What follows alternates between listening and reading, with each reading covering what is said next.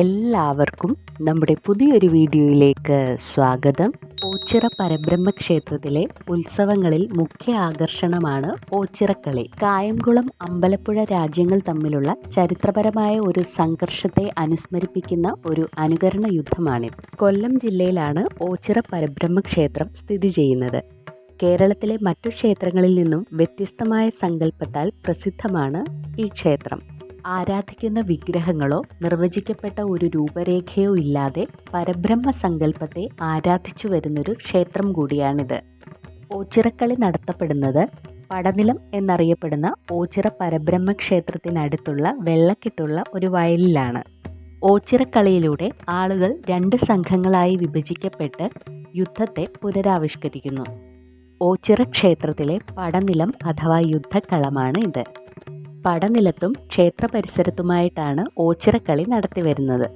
മലയാള മാസമായ മിഥുനം 1-2 ദിവസങ്ങളിൽ നടത്തുന്ന ഓച്ചിറക്കളി ഊർജ്ജസ്വലവും ശ്രേഷ്ഠവുമായ പാരമ്പര്യത്തിന് സാക്ഷ്യം വഹിക്കുവാനെത്തുന്ന നിരവധി സന്ദർശകരെ ആകർഷിക്കുന്നു. പടനിലത്തിറങ്ങി കളിക്കുന്നവർ വാളുകൾക്ക് പകരം വടി ഉപയോഗിക്കുന്നു. വാദ്യോപകരണങ്ങളുടെ താളത്തിനനുസരിച്ച് അവർ പരസ്പരം ചെളിവെള്ളം തളിക്കുന്നു. ഉന്മേഷവും ഉത്സാഹവും നിറഞ്ഞൊരന്തരീക്ഷമാണ് പടനിലത്ത് ഈ സമയത്ത് സംജാതമാകുന്നത്.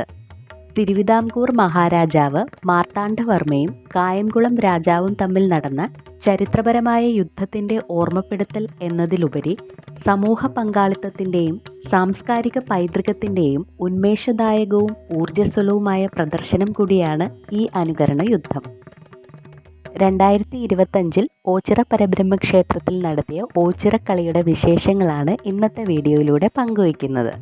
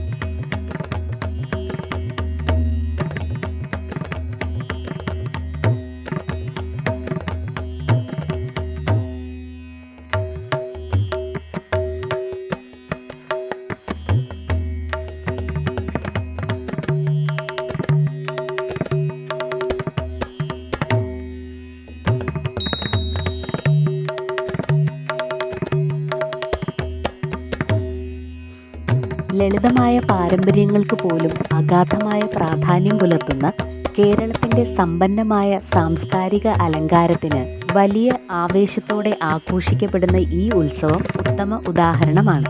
പുതിയൊരു വീഡിയോയുമായി വീണ്ടും കാണുന്നതുവരെ എല്ലാവർക്കും നമസ്കാരം.